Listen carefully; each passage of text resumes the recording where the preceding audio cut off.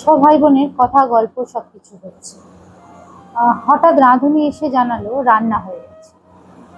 বরদা নির্মল বললেন, চ মা ওঠার আগে আমরা খেয়ে নিই। করবি বলল, আমি খেয়ে এসছি রে দাদা, তোরা খেয়ে নি।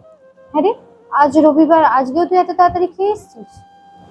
আমার আবার রবিবার, রোজই তো রান্না করতে হয়, ও আজও বেরিয়েছে।